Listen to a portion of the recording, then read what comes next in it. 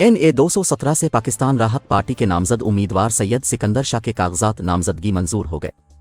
टुनवालायार से rule news के reporter आफाक अहमद खानजादा की रिपोर्ट के मुताबिक आरओ की जानिब से 4 उम्मीदवारों को तलब किया गया था। आज के रोज़ NA 217 से इमाम अल-दीन शेख, सैयद सिकंदर शाह, मोहम्मद जफर आराई और रोजीना के कागजात नामजदगी स्क्रूटनी के बाद मंजूर किए गए। आरओ की जानिब से गुज़िश्ता रोज़ स्क्रूटनी का अमल शुरू नहीं किया गया था। आज भी 4 घंटों की ताख़ीर के बाद आरओ मुनव्वर अब्बास सुमरू अपने ऑफिस पहुंचे, जिसके बाद उम्मीदवारों की स्क्रूटनी का अमल शुरू किया गया।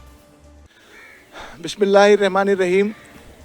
पाकिस्तान राय हक पार्टी की तरफ से अभी हम स्क्रूटनी के लिए आए थे। अल्हम्दुलिल्लाह कागजात हमारे मंजूर हो गए और टंडोलियार के अंदर इंशाअल्लाह अज़ीज़ 8 फरवरी को एक ज़बरदस्त मार्का होगा। जो लोग यकतरफा समझ रहे हैं या जिनकी सोच ये है कि टंडोलियार के अंदर इलेक्शन बहुत आसानी से जीतेंगे, हुक्मरान तबका इंशाअल्लाह ऐसा नहीं होगा।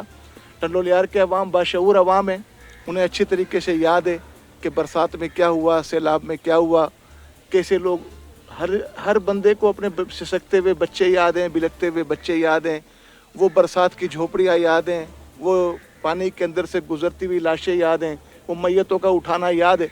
तो मुझे यकीन है कि टंडोलियार के अवाम इन बातों को नहीं भूलेंगे और इंशाअल्लाह अज़ीज़ टंडोलियार के अंदर एक बहुत अच्छा मुकाबला होगा और पाकिस्तान राय हक पार्टी इंशाअल्लाह ये मुकाबला जीतेगी।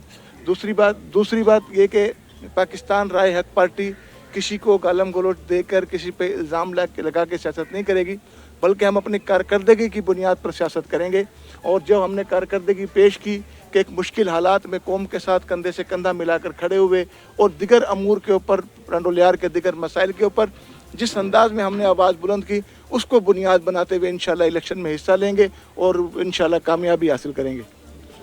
ठीक है, सही, चलो।